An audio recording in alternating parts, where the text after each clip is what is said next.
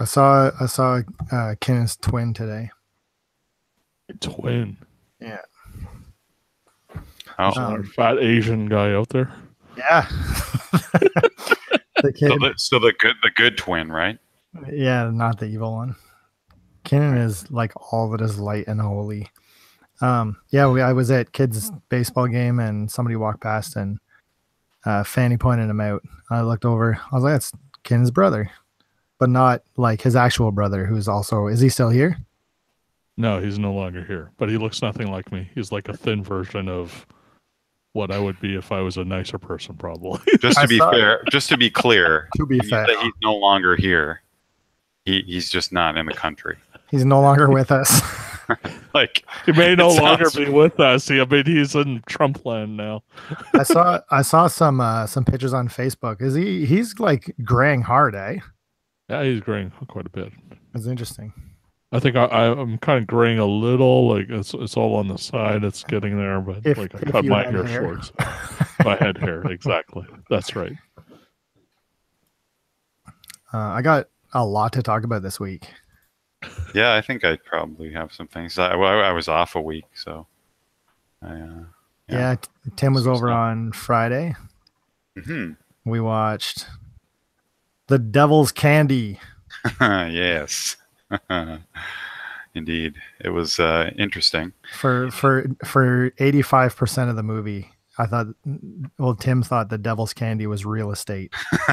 Yes, because they spent a lot of time buying a house. That was my favorite from the night. That's gonna Me last. too. I think that one's got legs. Yeah, I think that anytime I think of real estate, that's going to happen.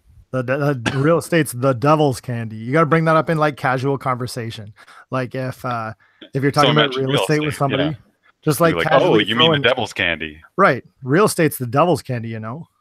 I don't know if that'll work, but Well, do it anyways. Doesn't matter if it's gonna work. People are like, That just look weird. Okay, weirdo. Tim's like in the company of all his doctor friends and stuff, and he just mentions that. Yeah, I'm just like, drop oh, that. wow. yeah, that's It's funny because before the weekend, I would have assumed that the thing that I would be talking about the most was Mario Tennis Aces. Oh, you picked it up? Yeah, did you? Nope. Are you planning on it? Convince me. I can't yet because I've only played it for like half hour. That's not to say that it's bad. It's just that there was other things I was playing. You know, I thought that I think last time we recorded, so like last Monday, a week ago today, I was like, yeah, Mario Tennis Aces. I think I might buy it, but I'm on the fence. I'm not really sure. We'll see how it goes. And I ended up buying so many games this weekend. It's not funny. What happened, Chris? Well, just so Mario Tennis Aces. Well, here I should say, friend of the show, Don, who used to be on this show. I was talking to him, and he said that he picked up a music game called Musinx for Switch. Have you heard of this thing? yeah, I heard about it.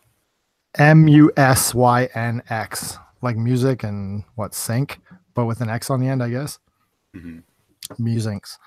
And he was going on about it, say it was cool, it was a lot of fun. And it's a rhythm game, right? Right. So I took a look at some videos. I'm like, yeah, it looks pretty cool. And then I kind of did an impulse buy because it's like $30 or something. But I bought physical in case I didn't like it and I could trade it away. And it's okay.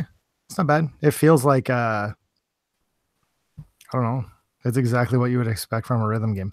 What are those like second tier music games that came out in like the 2000s? There was Beatmania was like at the top. And then there was like cool tune, or does that? No. That's more like, yeah, not like that. Like just shit comes, you pick a song, shit comes down from the top of the screen, you push the button at the bottom. Okay, yeah. Right. Like, do you So remember? all the Konami stuff? Well, no, not Konami. Like the second, like the Chinese ones. You know what I mean? Right. Like Okay. there's a Korean one, DJ Max and stuff like that, right? Yeah, that where it's kind of like a lower tier Bimani Sure. stuff. You know? Yeah. And Musinx just feels like that. I'm looking at it now. Yeah, there's like four lanes. 4 or 6. You can put in 4 or Oh. 6. And so the button hits are left, up, X, and A. Uh-huh. And then if you hit, and you can remap them, which I thought was really cool. Oh, that's good. Yeah. But I use those. And then on 6, it's left, up, right, Y, X, A, which I think is the best you can do with a controller. Right. and Yeah, it's- that would be pretty good. Yep. And it's cool. It's interesting. I like it quite a bit. Is the music good? That makes a big difference, right? It's not bad. The thing that is the sell for me, the thing where I was like, well, that's actually kind of cool, and I might play it a little bit more, is that a lot of the songs are Chinese, which I was really surprised to hear. Oh, Because usually it's always like Japanese songs, right? sure. But it's cool that there's Chinese songs. So I will check it out some more. It's just hard because there's no way to sort it. There's no, like, it's just, here's like a giant ass list of songs with no way of sorting it and no way of finding, like, it's just going through them. I can't mark favorites. I can't, like, there's no like sorting, or, the UI is very simple. Mhm. And so I don't know, that's a bit of a turn off, but the game itself is cool and the music's decent. I don't love it. It's not super exciting, but it's not bad. So I'll keep it for a bit and see how it goes. It's not bad. Apparently there's a touch mode, but I haven't touched that yet. Funny though, that's not the game I spent the most time playing. Oh, I should say Mario Tennis Aces I played for about half hour because it's good, it's fun. I don't think it's very well optimized. Like, it loads kind of funny. Takes a while. Well, it's a little bit laggy in between, like, I don't know, in between scenes or something. I played the adventure mode just a little bit, Okay. and it plays fine once you're playing, but in between scenes seems like I say, unoptimized. Just, it's laggy and feels a little not like Nintendo, Mhm. Do you guys know who the developer was? I think it was Camelot? I think it was Camelot. Oh, Which again is surprising for Camelot. Like, usually it's super polished, right? okay. Yeah. It's my initial right? what's that? Might have been rushed out the door a little bit. Like, those kinds of optimizations usually come last. Yeah, my and it could very well be patched, who knows, right? Yep. My initial impressions by having played it a half hour, and I expect to play a lot more, is it's fine. It's cool. I want to go through options. The one thing is that kid loved it. Like, I had a couple of matches just like doubles against computer. And she was all over it. She loved it, which was Nice. really cool. So that was a lot of fun. I want to hear more because I've heard some things. Like So, the fighting game comparisons versus the tennis comparisons. no, well, yeah. I just want to Have you heard know that? if some things, like some of the stuff that makes it not tennis, or whether you can get around it, or You is can it turn gonna that be shit super off. annoying? Let me play through it more, and let's hear. I want to hear your impressions next week. Okay. Yeah, no problem. The one thing that I can say though is that when we play doubles, we just did doubles against a computer.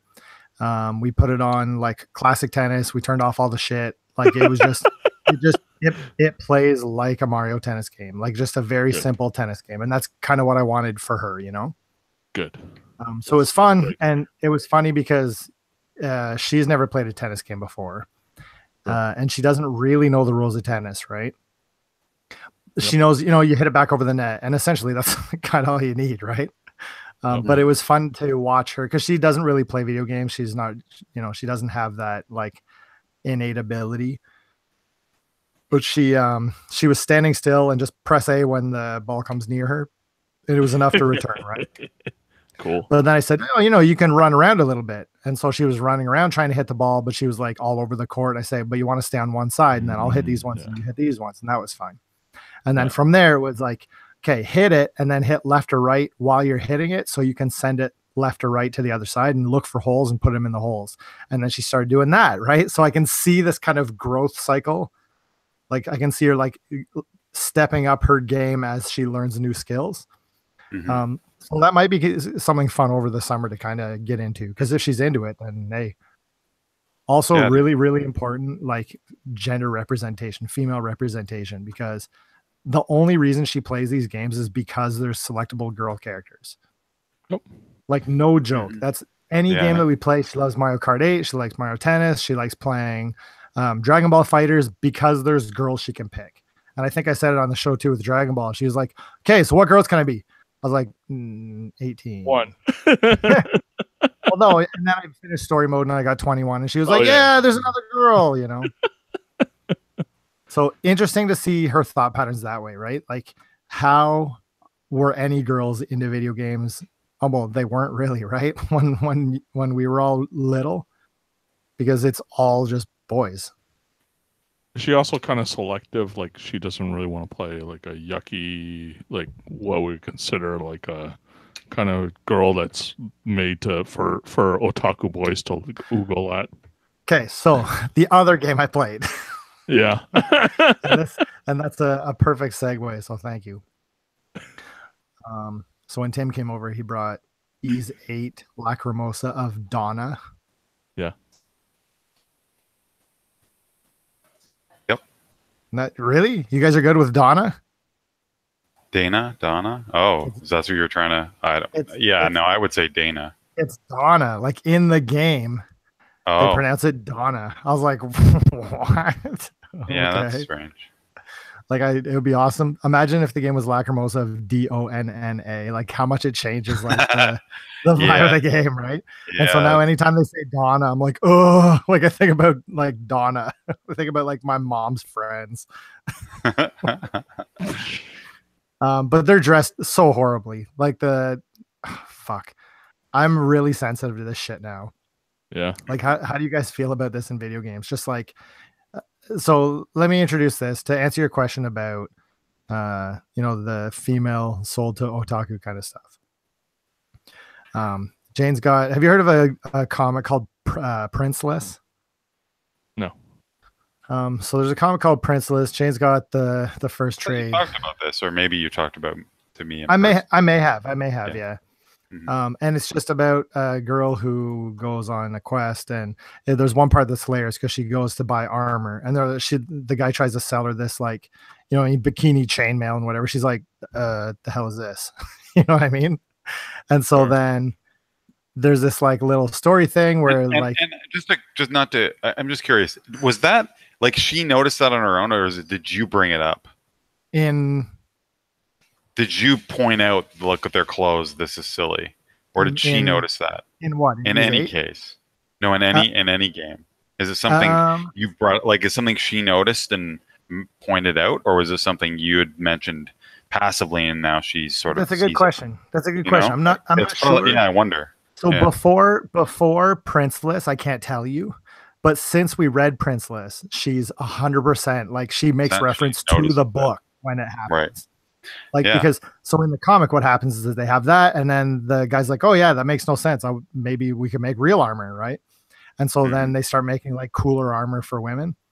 Mhm. And so when I was playing Ys, she was like, "Oh, look at her outfit." I was like, "What?" And she was like, "She's not wearing anything. That's not going to protect her from monsters." I was like, "You're right." She's like, "That's just like in Princeless." I was like, "Yeah, it was That's cool, great. right?" So the Yeah. main character, one of the main characters, the female character, I forget what her name is not bad. It's not great, but it's not bad. And the introduction, Yeah. I forget what I know what you're talking about. Yeah, it's the main girl. She's a party member, right? She's got like the piercing attack. There's an X in her name, and it's terrible. Right. In any case, and it's horrible because the very first time you meet her, of course she's bathing in a river. Of course she's naked. Of course her towel blows off. Like it's fucking brutal. Oh, I don't even remember that. Yeah, it's awful. But she's not bad. Like she's got underwear, but her legs are somewhat covered. Like it's stupid armor like you would expect, but it's not disgusting. And then the dream starts showing Donna, and she's fucking brutal. It's so bad. And so it's embarrassing. I'm to just play. looking at this. It's almost like one of those. It's one of those bikini kind of outfits, right? Like she's got under boob showing. Yeah. Like, it's awful. So it's embarrassing as fuck. Like it's hard to play for sure. However, The game's great. It's a lot of fun. It's a lot of fun. If you are good with fill out this map, go back and get some shit because you filled out so much of the map.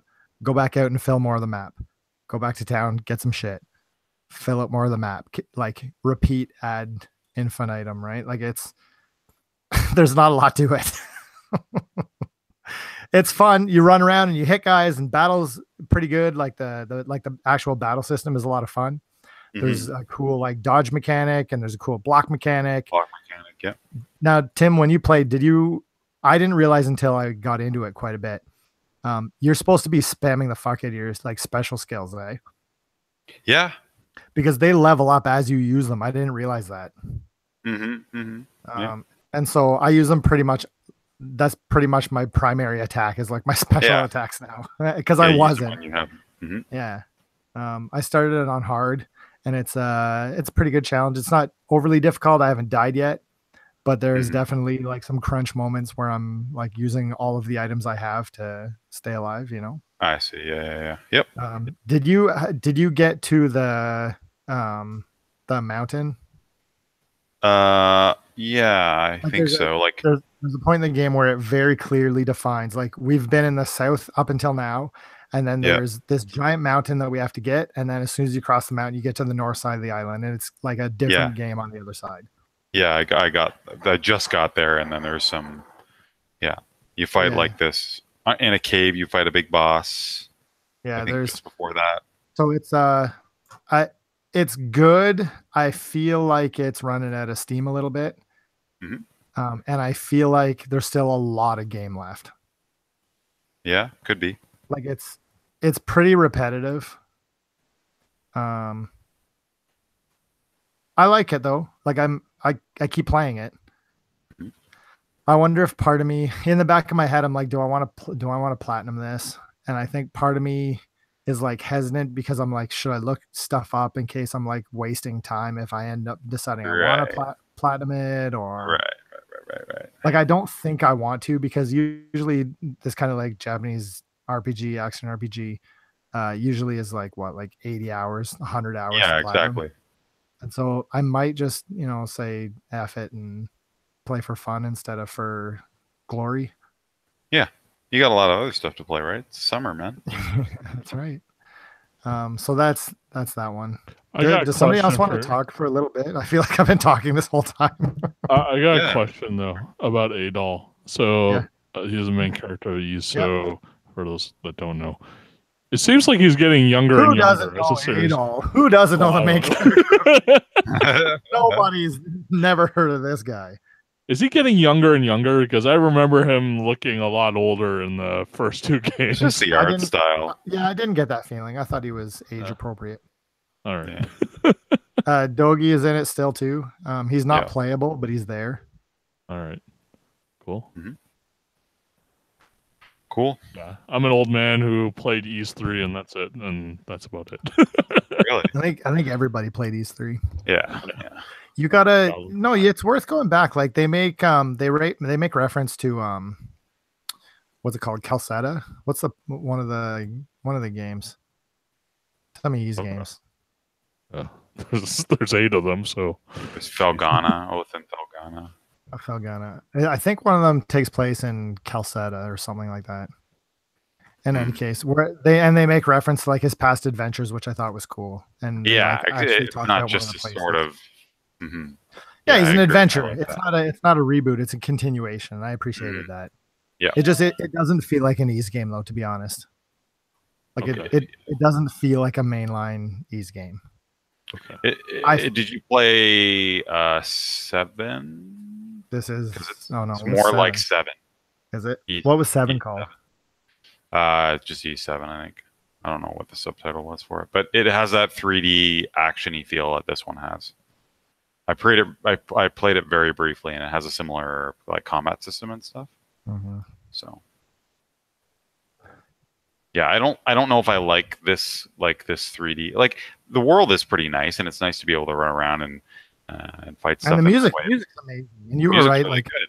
when you said that the game is very happy and made you feel like, oh, I'm happy spending time in this world. Yeah, it's not stressful at all. I agree. Yeah. Well, I agree 100%. I feel like the other Ys games. What's Ys Origin? Is that an original? Is that like a not mainline? Isn't that a remake? Is it? And what about Oath and Felghana? It's like 1 and 2 in one game, isn't it? Is Oath and Felghana mainline? I thought that was a reboot too. Is it? Yeah. Origin 3. It's a reboot of 3, is it not? Oath and Felghana? Yeah. That's awesome because it's like a different game. Mm-hmm. No, I'm pretty sure it's a remake of 3. And then Ys Origins is 1 and 2. And then there's Memories of Calceta, but I don't know which one that is. I have no idea. It's supposed to be coming this summer, actually. Never mind. So I don't think it's actually out yet. Weird. In any case, I like them a lot. I really like these games a lot. We got to do something about these female characters, though. Serious. Yeah, I don't see it happening, unfortunately, but not from Japan. Falcom. Really, Japan? Not gonna happen. Yeah, it's a shame. Although, what's it called? That bad that RPG with the tanks and stuff. I guess it was not. Valkyria Chronicles. Yeah, was that horrible for armor and jump? No, not bad. Although they didn't need to wear armor. Well, they're wearing clothes for the most part. Just regular clothes. It's a uniform, right? Yeah. But the main bad guy, like, she has like the armor. She has bikini armor. Right. Yeah. What's her name? I can't remember. It's a cool name though. I remember it being a cool name. Don't know. I'm a lapsed fan. It's funny. I want to get into it. I played the first one. The first one's the only one that's really like. I mean, they did the right thing by having that tie-in with what's it called, the Dreamcast RPG that they did. So the pirate one. Yeah. Skies of Arcadia. Skies of Arcadia. There was a crossover? That's weird. Yeah, Vice and Ico are both in it. Yeah. Do you know, it's funny that you talk about Skies of Arcadia, because playing E7, I didn't realize that this is like a town building adventure game. Like it feels like a cross between Skies of Arcadia, like gather people for your island. Kind of like Suikoden. And Suikoden, right? Like it gives me that vibe. And so that's enough of a sell for me to continue, you know? Oh, yeah. Like I love both of those games. Selvaria, that's a girl from Valkyria Chronicles. Yeah, I do like that stuff as well. And I wasn't even one that played the original Suikoden. I still haven't, and I don't know. Dude, like 2 you can go back to. 1 is old. Well, I listened to Retronauts. They did a whole thing on it, and I learned a lot about that game that actually got me interested. I was like, I didn't realize. They talked about a lot of stuff that I had no idea was even in, like the gameplay systems and stuff, and I was really surprised. Like, because whenever you guys talk about the story and stuff, and that's fine, but I'm always more interested in like how does the game actually play. And they talked about a lot of cool systems in it that I was really, that would have been interesting to me at the time. I haven't really talked about Valkyria. No, in person, like you guys I know both love that series, and I think you should get in. I think you could play 1 and 2, no problem. Like I was just thinking, maybe 1's dated, but I played 1 a couple years ago again. Apparently, the combat system's really snappy and fast too. Like you don't have to, that's what they commented specifically on that, because in that era, you were comparing it to Final Fantasy VII almost. Because apparently they came out for shit to load in. Yeah, they came out around the same day or something, around the same time. And 1's like polar opposite in terms of combat time, like waiting. So yeah, seems cool. I mean, the cool thing about what I found cool was the fact that there's, besides all the subsystems and everything, like when you're out there with, for example, a sniper, you can critical hit people by shooting at particular parts and stuff. And we're talking about Suikoden, you scrub. Yeah. Oh, we're talking about Suikoden. You're off. I'm talking about Valkyria, sorry. But yeah, no. Yeah, the thing in Suikoden they were talking about that I was really like, because there's so many characters, you just upgrade their weapon, which is reasonable. But like how, different characters have different like if you put them in a party, you get like special attacks, which is really cool considering all the characters. and there's like 3 different combat like types in the whole game, like, which is crazy to me. Most of that stuff I don't think is really necessary. Like, I don't care if it's necessary, Keenan. I like that they. Yeah, shut up. We're trying to sell them on Suikoden. Yeah, don't be like that. This guy trying to undersell like one of his. And there's like mini games or something, right? There's some like mini games in it that were fun. I don't know. Like what's the dice game called? That it was like the most broken piece of shit ever. I can't remember. Do you know that game where you roll dice, and if it's like triple sixes, it's like triple your score, and it's like it's not only in like Kaiji that I just literally watched this weekend. I watched that again, eh? So good. Are you getting ready for Tonegawa, middle manager Tonegawa, airing this summer? Are you serious? Starts next week, bud. Oh yeah, then I am really ready for it. It's gonna be on my Plex, ready to go. You want to watch it together? Yeah, man. All right, we'll do it. That's amazing. It's the character from Kaiji, right? Yeah. The guy? Yeah. Oh my gosh. From the trailer, I watched the trailer and it looks like it's like, I think it takes place during the same time as Kaiji. Yeah, so he's like he's dealing with like that old guy and like. Yeah, man. I love that character. It looks great. Yeah. All right, sorry. Back on topic. So I'm just gonna list off all the other games that I bought, and then I'll very quickly talk about 2 of them, and then you guys go. Okay. Sure. Okay, so I bought Soulless Project for PS4 because it was on sale. Yep. Okay, you ready? Yep. I'm gonna go like super. Actually, I should say as a special mention, my good friend Keenan bought me Shadowhand. It's a card game for Steam, but I haven't played it yet. But it looks cool, and I want to check it out. So thank you for that. You're a good friend. What did you buy me, Tim? The next one, I have a giant. I lent you ease. Yeah, you let me ease. That's right. And I got more time at ease than I did Shadowhand. So you got to up your game, King. Okay. I bought a whole ton of games from Steam sale. I kind of went a little bit overboard, considering I don't play PC games that often. But I bought Pharaoh Rebirth, Let Them Come, Handsome Mr. Frog, Rusty Lake Paradise, Bot Vice, Superstar Path, Strikey Sisters, Monolith, Shadowrun Returns. No, Shadowrun Return was free from whatever website last week. But all those other ones, of those I played 2 so far. One of them is called Let Them Come. I think that you guys should buy this thing sight unseen right now. It's like $3. Let Them Come. Oh, Let Them Come. All it is, I don't really understand the gameplay loop yet because there's different waves of monsters come out of aliens, and you just like you shoot them until you die, and then you use your like money to upgrade your stuff, and then you start at the same wave that you died. Do you know what I'm saying? Mm-hmm. And if you die really fast, then they give you a bonus to try to get through it.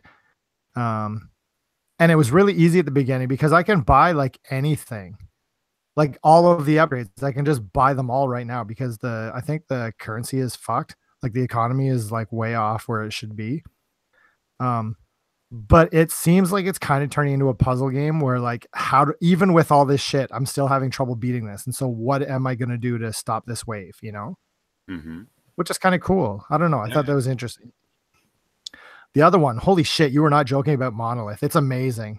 Cool. Because it's really good. Yeah, it is good. The music's really good too, right? Yeah. Like I just watched a speed run of this today on Summer Games Done Quick. He didn't speed run everything. There's a secret boss that he didn't fight, which I was disappointed, but it's What's the guy? What's the last? I didn't even realize it was the last guy, but I made it to the last guy, and no joke, one more shot with my bullet would have killed him, and then I died. I was so close. It's funny. I was in the cart right now because I was intense. I was talking to the cat. You know that cat? Yeah, the cat there. Yeah. He said some story about how at the bottom is this monster called whatever. I was like, I just fought that guy. Right. So I almost beat it, which sucks. But still, I'll go back to it. It's a lot of fun. But and like, there's little things in that game, like the little dash mechanic's awesome. But it's so snappy. When you get invisible, it's amazing. Oh yeah, and then the fact that you can teleport on the map where you had already been saves so much time. Yeah, it's beautiful. Yeah, so smart. My favorite power up in that thing is like there's one, what's it called, stealth, and so the enemies activate slower, and so you have like instead of them attacking you straight as soon as you enter the room, it gives you like a second and a half before they start shooting, and I can kill half the stuff in the room before they start. It makes it more puzzly in that when you have that upgrade. So cool. And it's nice because I'm getting familiar, like muscle memory familiar with like different enemy types, so I know kind of who to kill first and who to that's starting to kind of fall into place the more I play. Monolith is great too. I'd love to see that. Like, I hope that guy does something a little more larger scale. Like, it is cool that it's on a small screen like that. Maybe it's that it just works that way. Like, who am I like to say that a sequel would be better, or you could even do a sequel to that? But like, I love it so much that I want to see something else.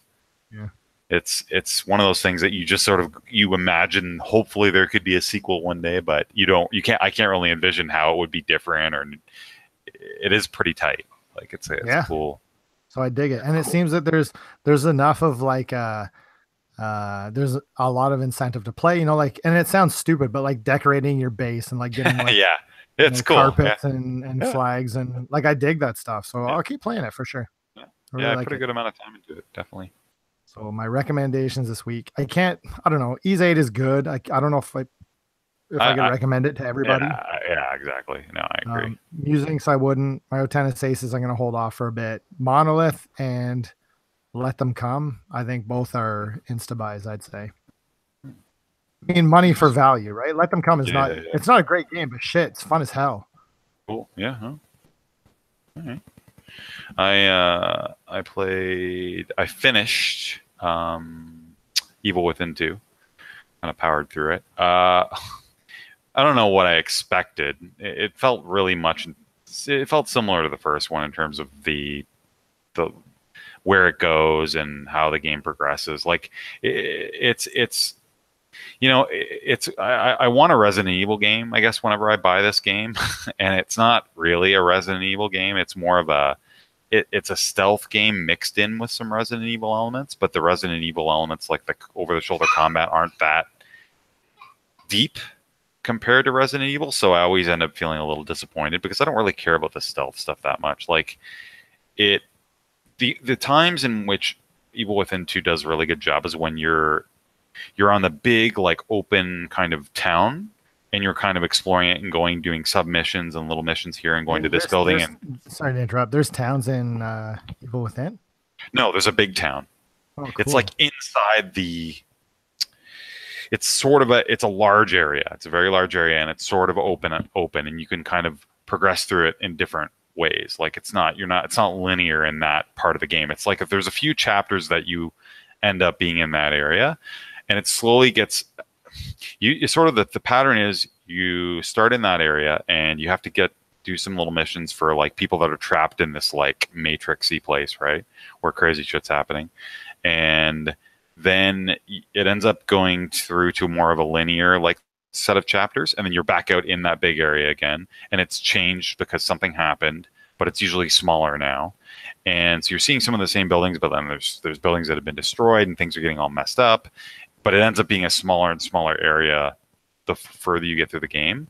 And my favorite part of the game was when you first get to that big area and you get to kind of like, there's enemies that are really hard all over the place, and you're kind of sneaking around and trying to, pick fights here and there. And then there's little like preset events you come across that you can kind of do. I like that part where it's a little more free form, where it's a little more that like, I want to plan my route. Maybe I'll go on top of this building over here. But then when it gets into the linear parts, it ends up relying mostly on the stealth and the combat, which like there's upgrades and weapon upgrades, but they're never as like compelling as in terms of upgrades as like Resident Evil 4 was, or like Resident Evil 6.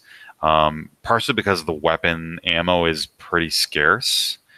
And your melee combat you're meant to sneak up on enemies and like one hit kill them more often than you're supposed to actually get into gunfights with enemies, with the zombies and whatever monsters. So it just, I don't know. It felt like they kind of tried to they didn't put all their eggs in one basket and make a really good combat system. They decided to kind of do the stealth mixed with other stuff. It's sort of all over the place as a game. And the first one was kind of like that too. And I was hoping like they would have refined things a little bit more.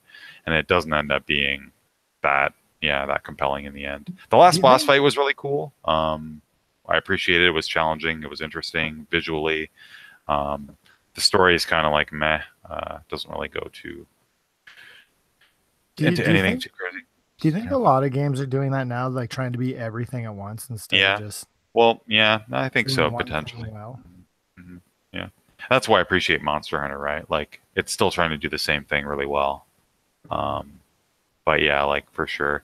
I think that is a big issue. I mean, to be fair, I should have known better because the first one is literally a mix of combat and stealth, but it was more stealth.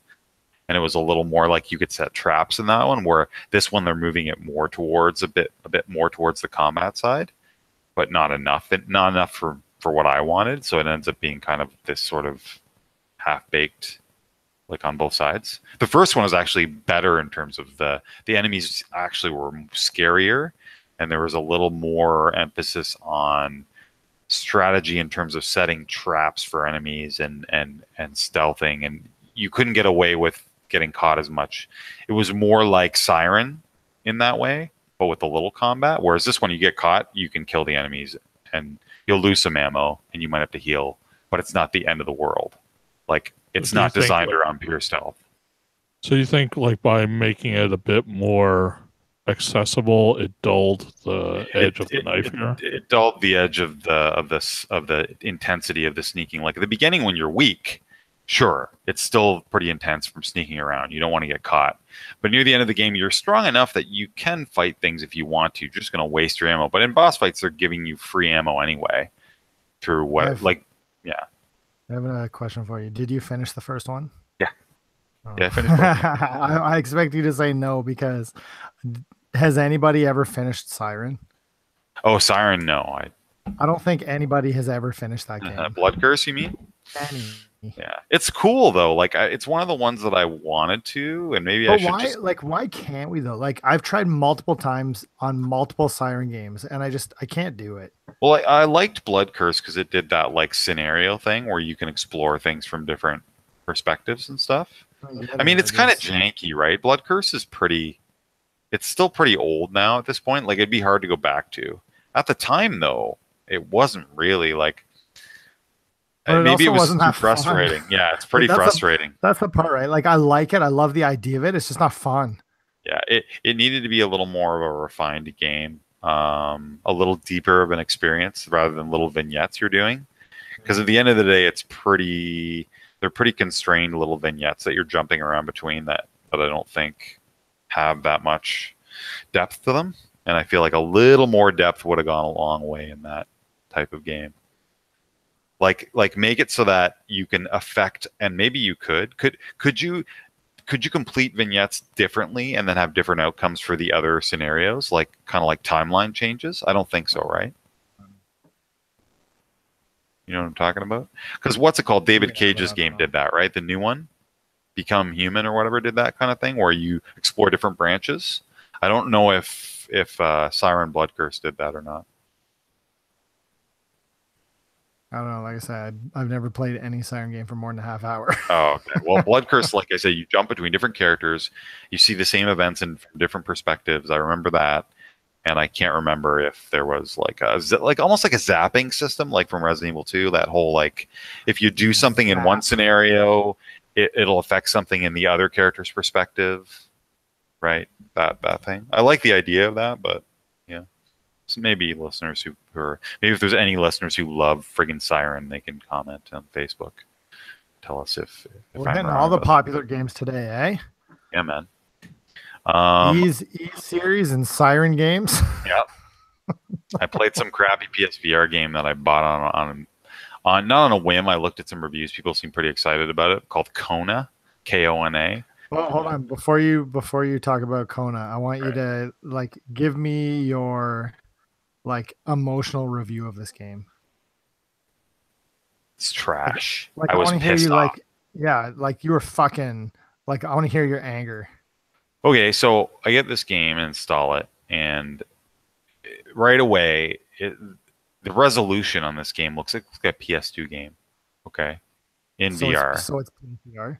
The controls have the stupid. It's VR. The controls have this stupid. You're in a blizzard, so this draw distance is, and it's like, oh yeah, you're in a blizzard. Well, it's because your game has a poor draw distance, and you're just doing that as a disguise because your engine's garbage, and you're doing the stupid teleport mechanic where you point at a spot and teleport to it, which I hate. Like, it's just, I don't know, it feels, and so you start in a car too, right? And you're driving down the road and you can't control the steering wheel with your hands. Even though there are hands on the steering wheel in VR, you have no control over those. The way you control the car is a button. The triggers control accelerate and reverse with the move controllers. And then the face buttons control turning the wheel. But there are VR hands on the steering wheel. It makes no sense. So right away I knew. And then the narrator's voice, whoever this voice actor was, it just reeked of like first time voice actor. Like, I don't know. It just rubbed me the wrong way. It felt like C-tier game where they paid like someone's uncle to do voice acting for this friggin' game. And so it's just being pulled out of this VR experience immediately. Like in multiple ways. Resolution, no actual control over your steering wheel, and narration that sounds awful, and like point and click and so I played it for about an hour. Then you're supposed to solve a mystery in somewhere in Quebec. You're going around, driving around, going into random buildings and trying to find someone you're supposed to meet. And you have a journal that's supposed to keep all your notes, right? Like you take pictures, you literally with a camera, which is kind of cool. And you take pictures of things you're seeing. They go in your notebook and you're piecing things together. Well, guess what? You can't read the friggin' notebook. The resolution's too small for you to, and I tried leaning in close to the friggin' notebook to try and read it better. You can't. You just can't read it. So this notebook's for sure meant that you're supposed to read it. Like this, so this wasn't originally a PSVR game, and they added a PSVR patch. Okay, for $5. So it's like a $20 game. It was already out a year ago. They had this PSVR version. So anyway, yeah, you cannot read the journal. So it's a mystery game. You're trying to piece things together, what's going on, but all you can see is the pictures in the journal that he's pasted in, and it's clearly meant to be read. You can see there's real text there, but it's all broken up. Like it's like what's it called? What's that effect? The screen door effect. So you cannot read the letters properly. Like it's almost impossible. And I just was at that point, I had it. And so then I jumped out into the PS4 menu, and then you know how that like PlayStation, you can talk to your PlayStation, which I never use. Mm-hmm. So I said PlayStation delete Kona.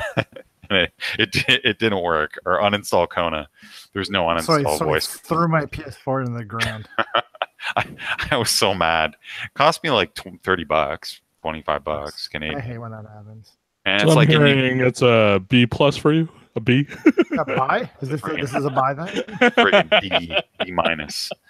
And then I go and people are still talking great about this game, and I posted on the Reddit saying like I can't read the journal. Some guy's like, well, that must mean you're not meant to read it. There's nothing on there. I can't read it. Can't read it. There's no words. Can't read. There's no words there. But then this person's idiot on Reddit's like, oh, that must mean you weren't meant to read it.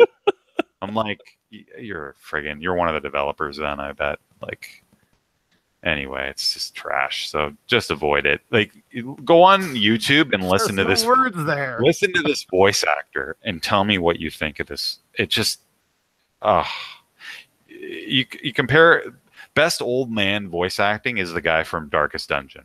That's like A++, S+ tier. This guy's like, yeah, this guy is like your a real piece of shit.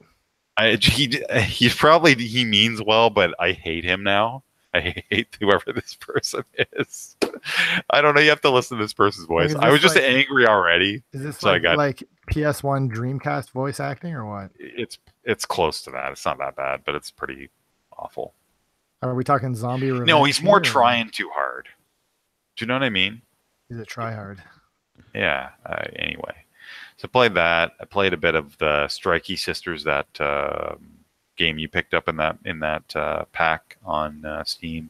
The one that's like a co-op. Local co-op. Yeah, it's an Arkanoid type game where you have like different abilities and magic spells, and you can swing your sword. It gets hard, right? Like it was hard right away, actually. You guys ever play Wizorb? Yeah, it was like that, similar to that. Wizarb's good stuff. Yeah, so it's cool. I might play that a little more. I didn't play. I like the name. I like the name Strikey Sisters. Is cool. I didn't play Kathy Rain, which I picked up. It's like a point-and-click adventure, but I heard it's really good, so it was on sale. Kathy Rain. I like that name too. And Bot Vice I didn't play. It's installed. Superstar Path, same in that same pack. Superstar Path, Bot Vice, and Strikey Sisters by the same company. They look really cool, so I might play that a little bit. And I don't think I played much else. We played Monster Hunter more. Actually, a bit of a resurgence there. That was really fun. I might play some tonight too. Yeah, I have to work after this, but if I get my work done, I'll jump on. But yeah, that was pretty much it. And I did talk about how I finished Celeste. So I mean, I played a bit more of it to like do the last area, the Heart Mountain area, which was actually it had its own new mechanic too, which was really surprising. I was like, this seems like an optional area, but it's got its own really neat mechanic, that fire freeze mechanic. Don't give it away if you haven't. Well, I mean, that doesn't tell you much, but it has a cool mechanic. What's the Kenan? Have you played this? Celeste, yeah. Yeah. You're gonna wanna You're in for a real. Don't treat. sleep on it. It's really good. Don't sleep on Celeste. You're in for a treat. Shut up. Oh, no, I'm serious though. It's good. I know.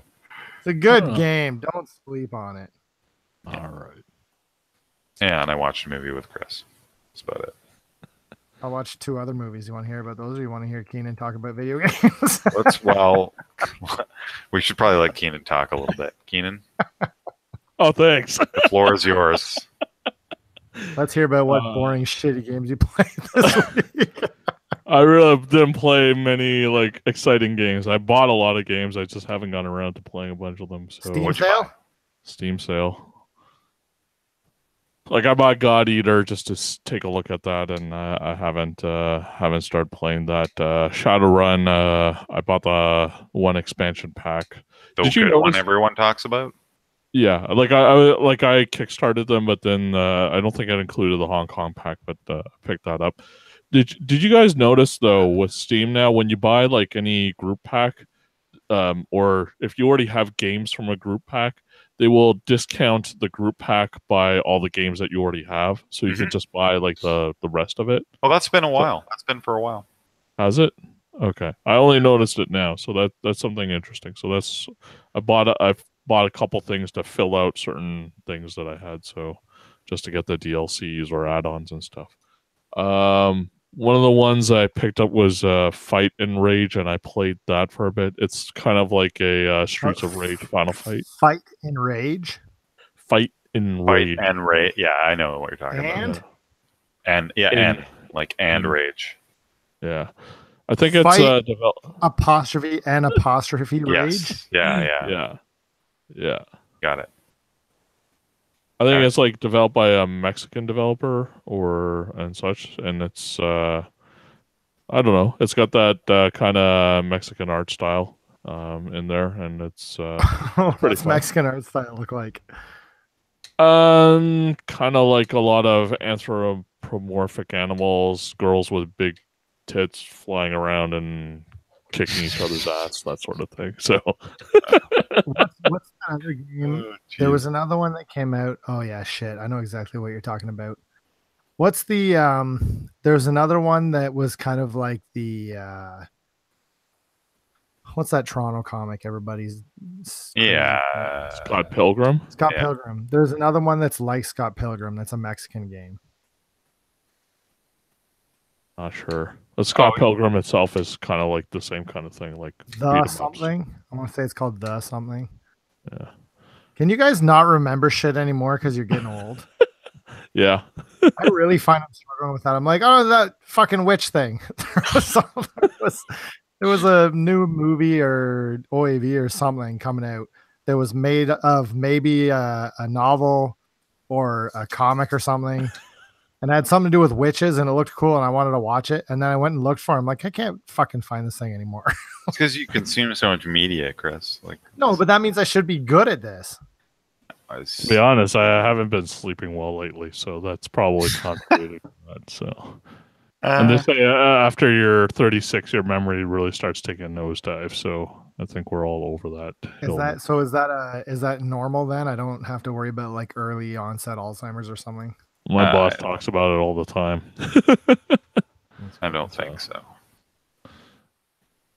Tim, you're the oldest. We have a limited amount of RAM, I think. So. Shadowhand, I played a ton of, about 8 hours over 2 days. Cool. Is there any like online 2-player? Unfortunately, not. It's from the same people that did the other one, Regency Solitaire, that I was that you guys all picked up. So it's kind of like that, except it has more combat elements in it. So I liked Regency Solitaire. I didn't really like it that much. Get the fuck out of here! You did. We talked about that. About how it's amazing. About how it's start over and you'll win. Like it's totally random. You guys ever play? That's what Solitaire is, buddy. You ever play Pocket Card Jockey? Yeah, that was good too, man. You guys all play Pocket Card Jockey? No, yeah, I remember you talking about it. You gotta go buy that shit. I don't even care if it's 3DS. You go buy it after the show. What did I talk about that was... Golf Solitaire was good too. You won't... I'm serious. You're not going to... Pocket Card Jockey is incredible. Yeah. Like, one of the best games on 3DS. Yeah, I know. Like, one of the best games ever released in history. Yeah. I don't know if I go that far. It is really good, though. And the music's badass. The music is so good in Pocket Card. Who did the music for that game? Good question. You guys keep telling me about your game. So this Shadowhand is Solitaire with combat? Yeah. Oh. So you play cards to charge your weapon to be able to fight another person. So, yeah. So it takes place in kind of a same kind of era, but like less about Pride and Prejudice and more like, I guess, Robin Hood, Zorro sort of thing. You're still waiting on Slay the Spire, right, Keenan? I actually picked it up, and I actually wanted to talk to you about it. I saw you playing it the other day. All right, because this is I put about 6 hours into it, and I don't know if you have the same issue that I'm having right now. I don't have any issue with it, but go ahead. Okay. I think it's amazing. Okay. But go ahead. I think it's a good game. I think it's a good game. I think I like the style and such. I'm having trouble getting past the third boss. It just seems like they're way overpowered for whatever character that I have right now. And I don't know if it's just because I haven't unlocked enough cards or whatever. Yeah. But it's just, it never seems like you have enough money to buy enough of the stuff in the stores in order to make a huge difference. I don't know if there's a way to sell off cards. It doesn't seem like there is. There is. Well, you don't sell them. You pay for them to remove a card. No, but I mean, like, sell them off so that you can rebalance your deck and get more money for that way. If you play it more, you'll just get you'll get better at it. That's all I have to say about that. Like I know what you're saying. Like if you're only played 6 hours, I'm not surprised. Like it's not an easy game. It's not an easy game at all. And there's a lot of deck building strategy to it. Like a lot of deep deck building strategy. Like I'm not even close to being like there is some unlock stuff too, for sure. It depends which character you're playing as, but and it does depend. Some decks are partially countered by certain bosses, and you don't always know unless you're on. Like when you're on the third area, you can see which boss it will be by the symbol at the top, but you won't know obviously until you're in the area. And by then, I know that, but I mean, like I can be. Do you fight the elites? Do you fight the elites? Yes. So I can be passives from that. Yeah, I understand. Okay. But I mean, you can be maxed out HP, have a fairly like what I would consider a deck that rolls you through all the minions and elites and everything, and then get up to the boss and then still get decimated by them. I don't find that to be balanced, especially when that's like the third boss or whatever. Like, I understand like people are gonna find like different ways to build a deck or try to build a deck the way that they want to, but it's kind of it's one of those things where I feel like with Darkest Dungeon where they've kept, and maybe because I haven't played it like since the inception, but it feels like they are getting to a level where they're making it hard enough to make people who are making the game like harder and harder for those hardcore people, and they're going to alienate everybody that is jumping into it late. So I'm a little bit antsy about playing more of this game until I've only beaten it once on each character, or twice on each character, right? Once on each character in 42 hours. Like, it's not an easy game, but there are people that, you're right, that like the more you play it, the more you learn about what's better strategies and better decisions. Sounds like a roguelike. Yeah. And there are people that can beat it over and over, like every single run. They never miss a run. And like there's like ascension modes that make the game harder in different ways. And there's like 15 of them.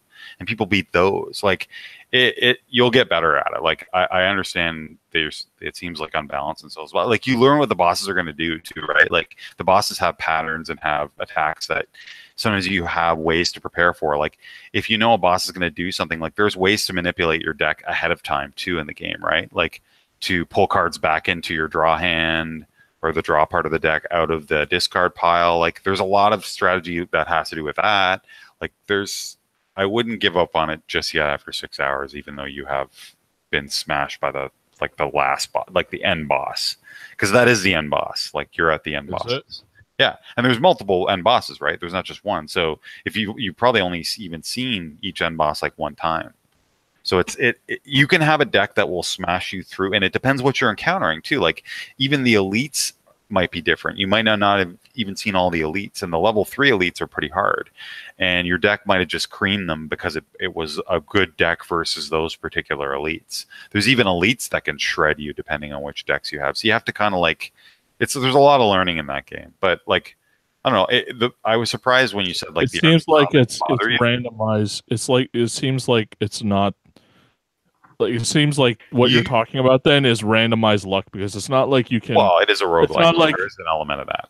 Yeah. Well, that's the part that. Okay, so see, this is a problem with when you say deck building, meaning because like what ends up happening is you start off with the same naturalized deck per whatever character that you have, and you build your deck as you go through encounters, as you kill people, as you I guess forge and upgrade your deck as you go through the entire game.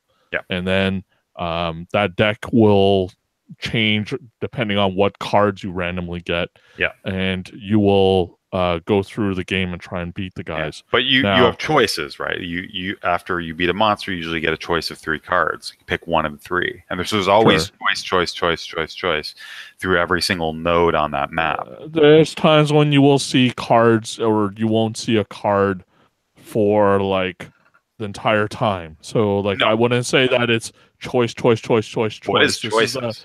It's just not what you're not going to get exactly what you want.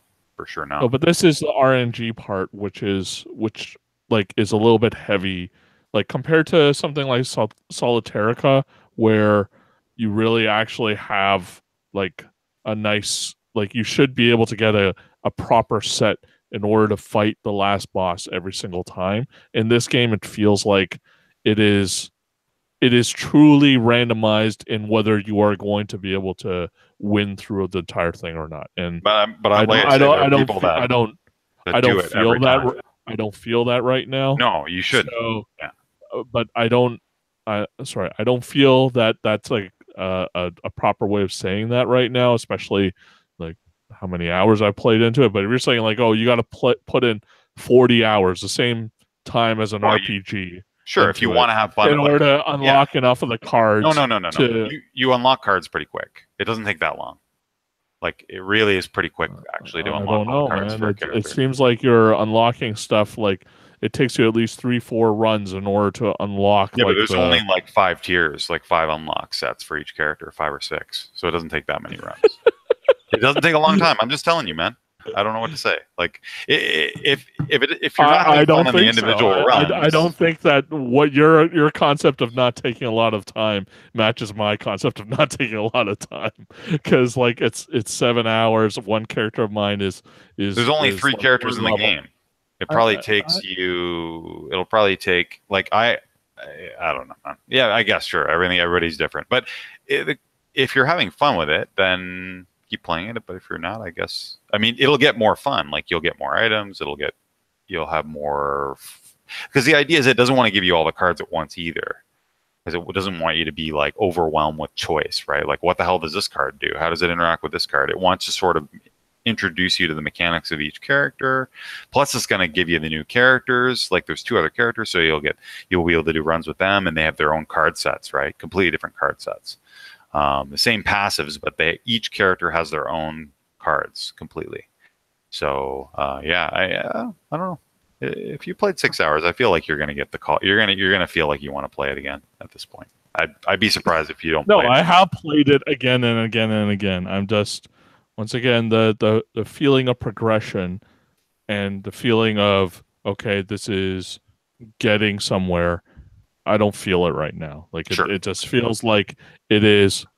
Okay, I'm banging up my head against the wall, and you know what? Maybe luck will smile on me this time, and I'll be able to get through and maybe beat the last boss, or still get creamed by him. I have no or whatever random boss is there.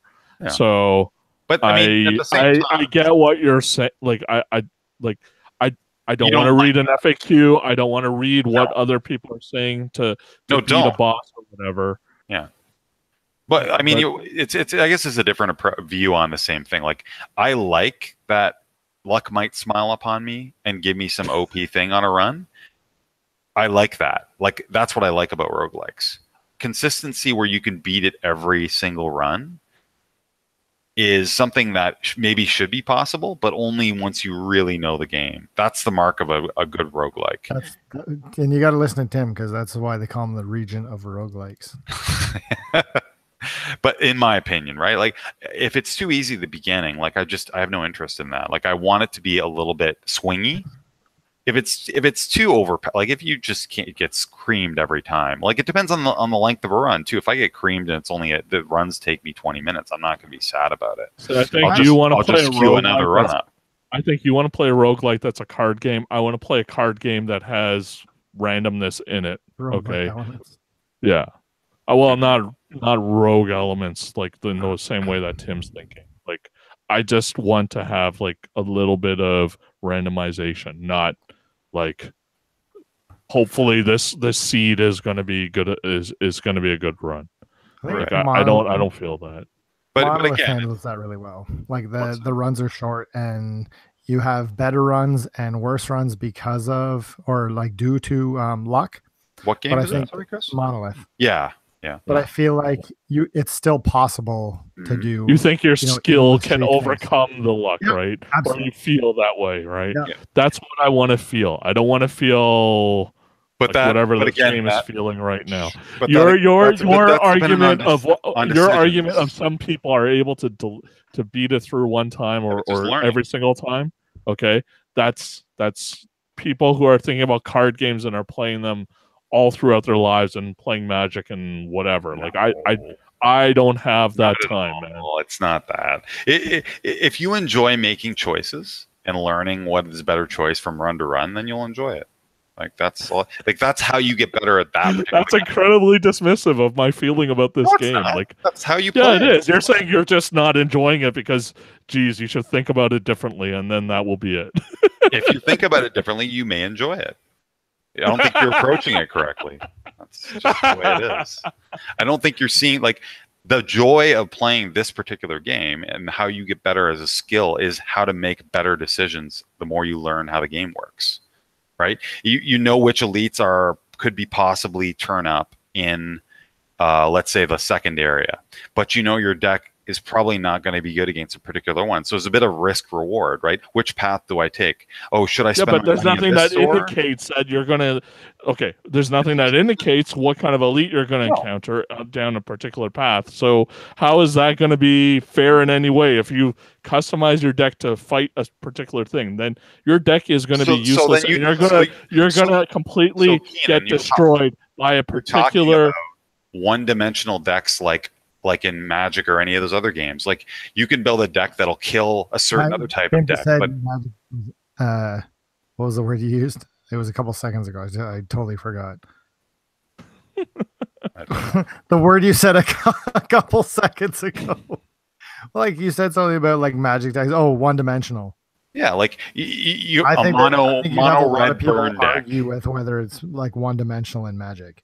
No, I'm saying there are decks that are one-dimensional that'll beat like one other deck only, but they're not going to beat all the decks. So you can't complain. Oh, my crazy OP deck that should just be able to beat everything. Well, then you got to redesign your deck. Then that's not a good deck. Like, you balance the deck out so that if you happen to, a very rare chance, hit a certain monster that's going to give you a hard time, your deck's not completely one-sided that you're going to get destroyed because you included like one or two cards that'll help that fight. You might lose a lot of life that fight relative to having a different deck, but you'll still survive that elite fight. And then let's say you picked a node that right after the elite, it has a rest spot because you saw that path and you went, okay, if I get this elite, I'll still be able to rest after that. And I've added this card to counter that particular elite.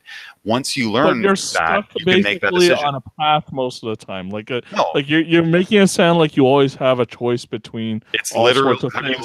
And you can and hold on, Tim. Hold on, Tim. Like but you do. I can't. I don't want to. It's a map with nodes. I don't want to pick a path, and every single node it branches. How is that not? But you do not know what's coming up on a lot of the because you do. A rest spot is a rest icon. A shop spot is a shop icon. A monster spot is a monster icon. Elite spot is an elite icon. A treasure chest is a treasure chest. You know to some degree. Are you going to give me a chance to speak? Like I don't understand. Like, okay, you want to just talk all over everything? Because you're saying nonsense. But go ahead. You're saying what's not actually happening, but go ahead. You're saying there's no choice, but I'm telling you, the map tells you. I'm telling you, please. Like, I don't know. Like, you keep talking and not letting me talk right now. Go ahead. Sorry, I apologize. Go ahead. Like, you like let me talk like about like 5 seconds about my point, and then you jump all over it without actually hearing what I'm saying. Okay. All right, yes, you have choices throughout the entire thing. You do have path choices, but let's say you go on to one half of the map. Okay. There's a bunch of question marks. There's a bunch of elites and a bunch of player regular norms. And then on the other side, you have a bunch of campfires and a bunch of other things that are there, okay? So you can choose like between 4 different paths initially, and it branches out between those, and they sometimes weave together, sometimes they don't. But you really can't jump from like one side of what your choice is initially to the other. So let's say you are in the middle of getting like owned by everybody. You're getting a whole lot of injuries. You're basically not going to be able to all of a sudden jump over to another side and just all of a sudden get all the campfires where you can rest and everything. Okay. You are basically within like some small choices able to affect where you're going, but it's not in a way where you have complete control over your skill to be able to get through a particular scenario, okay, of your path of choosing, because it's so randomized. There's not much information that's provided to you. You have no idea what's in the shops. You have no idea what's going to be provided to you from the elites or what you're going to be fighting in elites. It's all a lot of chance, and it's a little bit too much chance for my liking. Whereas if you have something else like, for example, Dead Cells, for example, and I'm hoping Monolith, okay, you might come up with a really shitty hand one time, but at the same time, at the fundamental, you still have the ability to fight. You have the ability to get through it. It's never stacked in a way where you have no chance because of a particular randomization and choice that you made. And that's really like the kind of thing that I'm not really enjoying about Slay the Spire. You enjoy that. That's great. Okay. But that's not what I feel. So that's really what it comes down to. And I want to play something that's like a roguelike, but at least I feel like I always have a chance. And that's not always the case in Slay the Spire. All right. So did you like FTL or no? Because FTL is very similar structure. The map and such, right? I don't really agree with that. You can pretty much choose a particular kind of ship and the way that you're going to attack a particular situation, and it'll go through and allow you to have at least a fighting chance most of the time. Now, you might, and yes, there's going to be times when you're screwed, but let's say that it's more along the lines of you have a 80 to 80% chance of getting through and 20% of like completely losing it. At least that was my experience in FTL. I didn't play the super hard difficulty, and that might have pushed things the other way, but that's not my, once again, like I'm not interested in getting slammed. Like if I want to bash my head against the wall, I have a mountain of work that I'd rather work on and actually get something out of, rather than spending time with a game which is supposed to be relaxing and I'm supposed to be enjoying my time with it. And that's just the way that I feel about things. All right. Well, I mean, sure. Roguelikes are maybe not your cup of tea for the most part, I guess. I mean, you probably like roguelikes that you can, like, maybe action-y roguelikes would be better, like Monolith, for example, because you could, well, see, with Monolith, sure, you could beat the game with a basic gun, but it's incredibly hard because you're really just relying on, like, I don't think it's that dodging and shooting, and it's not that bad. It's pretty powerful, reasonably powerful, but yeah, sure. There's more. Like, you can't just beat I don't know, Slay the Spire with your initial deck. Like, it would be, you need other cards to win. You can't just, so in that, I mean, it's a different type of game. It's an action game versus a card-based decision-y type game, right? But I would argue FTL is quite similar to, I mean, in terms of the map progression, you have to determine you have to kind of pre-decide which route would be the most optimal without having perfect information. You know, there's a store, you don't even know where the stores are on the FTL map, actually, until you're next to them, in most cases. And you don't know what you're going to encounter on any individual node in FTL at all, versus where in Slay the Spire, at least, you know it's going to be a store or a camp or an elite or potentially a regular fight, or the question mark spots are a little bit opaque, I would say. But I would say, and maybe because FTL gives you more nuanced approach in terms of combat than in any given moment than Slay the Spire, I guess you're sort of locked into, for the most part, locked into whatever your cards are in your hand. There's ways to offset that when you unlock things later on.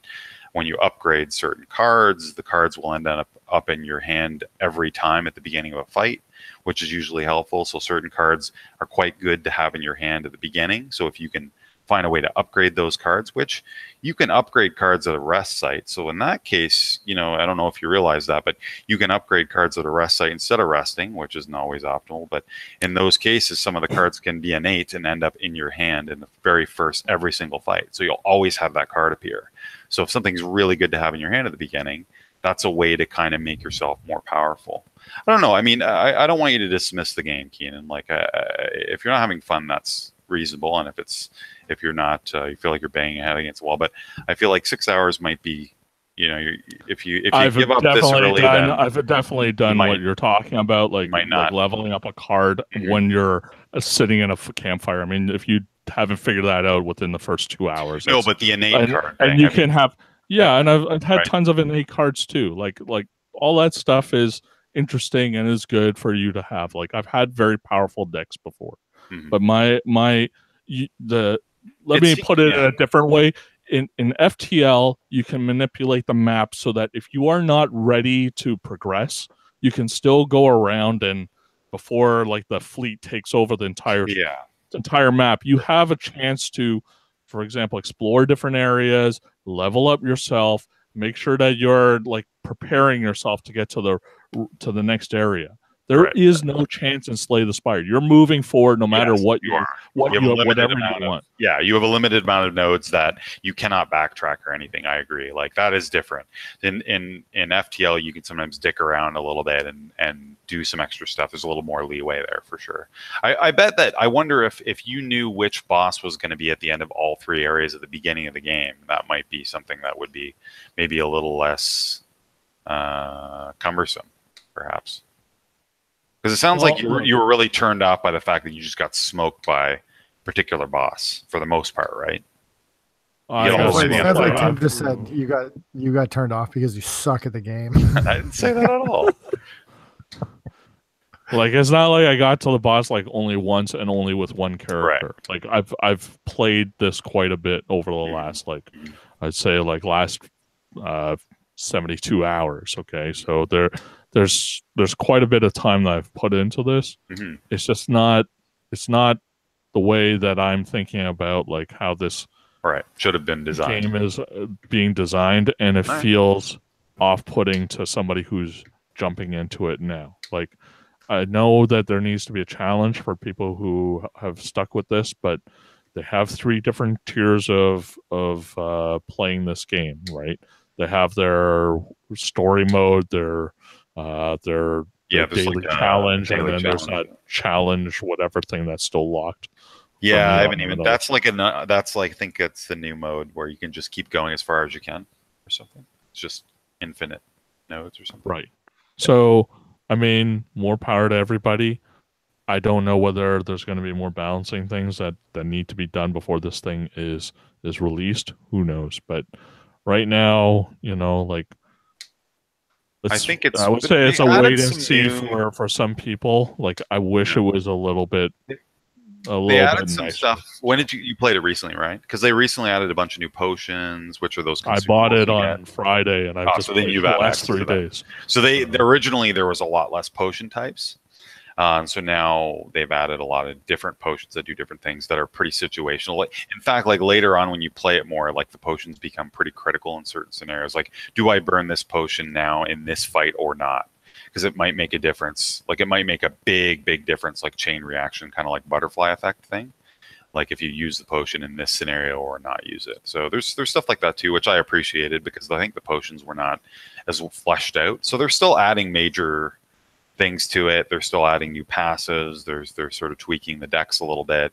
They're tweaking some of the upgraded versions of the cars a little bit because some are OP and some are, if you figure out certain combinations, they become like you can make infinite decks that just like cycle infinitely till you kill the enemy in one turn. Like there's stuff like that you can do, but I haven't really figured that stuff out. Like I'm not theory crafting it really.